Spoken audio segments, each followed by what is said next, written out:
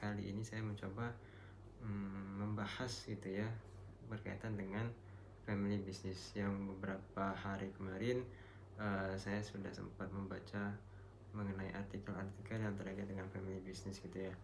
Nah, mungkin pada saat ini saya akan mencoba berbagi sharing mengenai apa sih konsep bisnis keluarga atau family business tersebut.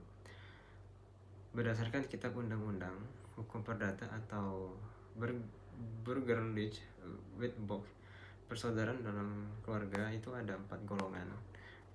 Golongan pertama itu ialah keluarga dalam garis lurus ke bawah atau anak-anak beserta keturunan mereka beserta suami atau istri. Kemudian itu golongan kedua terdiri atas keluarga dalam garis lurus ke atas atau orang tua, saudara baik laki-laki maupun perempuan serta keturunan mereka gitu ya. Kemudian juga golongan ketiga adalah terdiri dari kakek, nenek dan leluhur selanjutnya ke atas gitu. Kemudian golongan keempat itu terdiri dari anggota keluarga dalam garis ke samping dan anak keluarga lainnya sampai derajat ke-6. Kemudian penggolongan semacam ini nih lazim terkait dengan urutan keutamaan dalam pewarisan. Kemudian itu apa sih prinsip-prinsip manajemen dalam bisnis keluarga ya? Pertama itu berkaitan dengan prinsip kejujuran.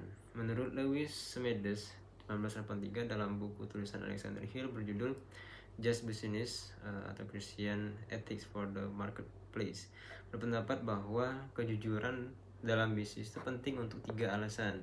Yang pertama itu untuk membangun kepercayaan, mengembangkan masyarakat, dan melindungi martabat penontonnya.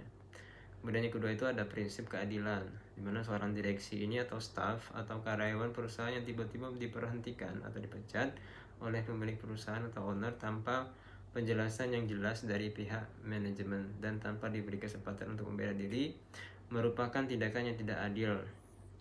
Nah, pemecatan yang dilakukan tanpa alasan yang jelas merupakan bentuk perampasan hak sosial dan ekonomi pekerja. Demikian pula perlakuan diskriminatif manajemen perusahaan terhadap para pekerjanya baik dalam hal karir maupun dalam hal upah. Kemudian yang ketiga itu ada prinsip kelestarian lingkungan hidup.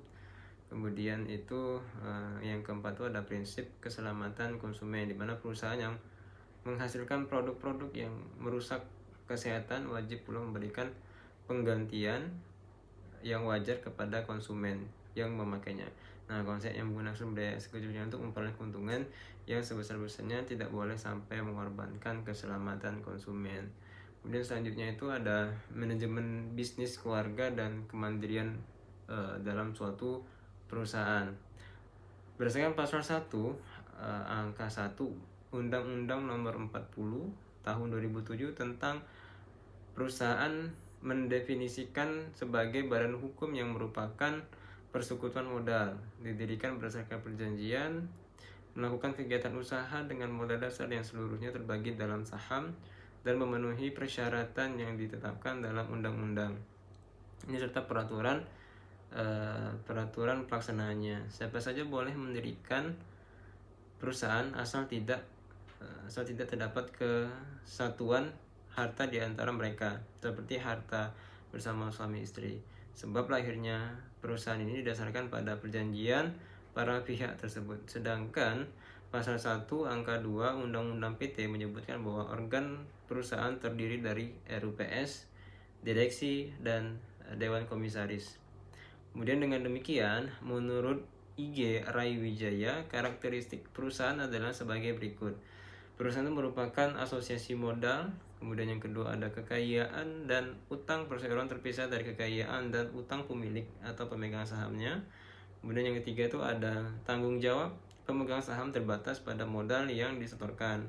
Kemudian yang keempat itu terdapat pemegang saham tidak bertanggung jawab secara pribadi atas perikatan yang dibuat atas nama perseroan. Kemudian yang kelima itu ada pemegang saham tidak bertanggung jawab atas kerugian perseroan melebihi nilai saham yang telah diambilnya dan tidak meliputi harta kekayaan pribadi pemilik saham tersebut. Kemudian yang keenam adanya pemisahan fungsi antara pemegang saham dan pengurus atau direksinya.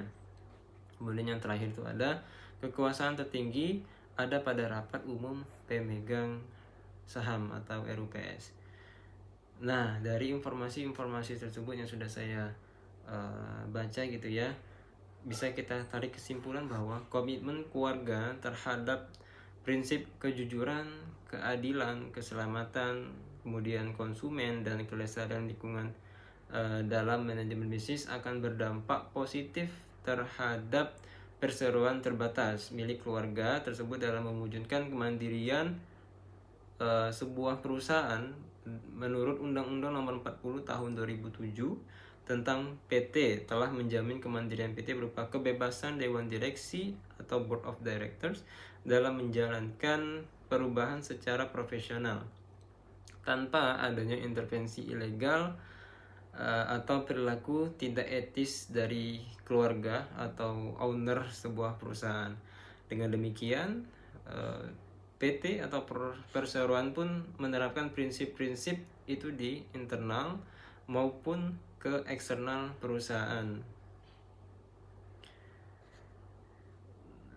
Nah, atau bisa dicontohkan seperti pemerintah, ke kompetitor, dan ke konsumen.